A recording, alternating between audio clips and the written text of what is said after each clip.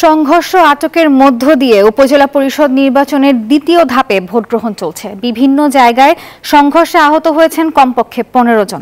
এদিকে নির্বাচনী সহিংসতায় রাজশাহীতে 24 জনকে আটক করেছে র্যাব এবং রংপুরে জাল ভোট দিতে গিয়ে 2 জনকে আটক করা হয়েছে। এর সাথে মঙ্গলবার বেলা 12টা পর্যন্ত 17% ভোট পড়েছে বলে জানিয়েছে নির্বাচন কমিশন। সকাল 8টা থেকে শুরু হয় ষষ্ঠ উপজেলা পরিষদ নির্বাচনের দ্বিতীয় ধাপে ভোট গ্রহণ। দেশের 156 উপজেলায় কড়া নিরাপত্তার মধ্য দিয়ে চলে নির্বাচন। বেলা বাড়ার সঙ্গে সঙ্গে কেন্দ্রে বাড়ে ভোটার।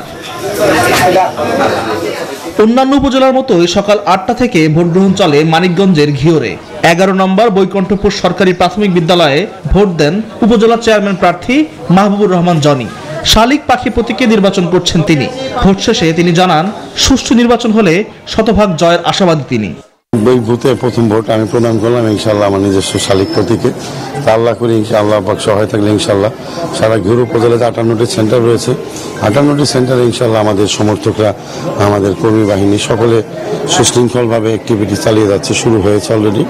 আমরা আশা করি আমরা প্রত্যেকটি সেন্টারেই একটা ভালো পরিমাণ ভোট পাবো। তবে দুপুরের দিকে পাওয়া যায় বিভিন্ন জায়গায় সংঘর্ষ ও সহিংসতার খবর।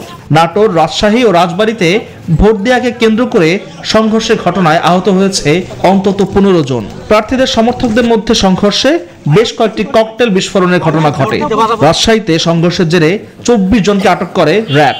ভোটার পক্ষে কাজ করার কারণে আপনার শরীফের পেটোয়া বাহিনীতে এই গোপালপুর সভাপতি সাইফুলের নেতৃত্বে পেটোয়া বাহিনী দিয়ে আমাদেরকে পেটানো হয়েছে। বাড়ি মারছে আমার এই জায়গায় আমি পড়ে গেছে, আমার 3 জায়গা হাতে লয়ে হয়ে গেছে।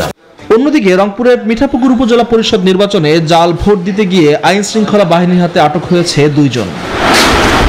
নির্বাচন কমিশনের দাবি, বিচ্ছিন্ন কয়েকটি ঘটনা ছাড়া ভোট হচ্ছে শান্তিপূর্ণভাবে। দেশের 495টি উপজেলায় কয়েক ধাপে ভোট হচ্ছে।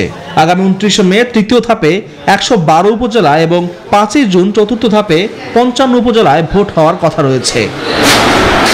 আল মোহাইমিনুল খান, নিউজ 24।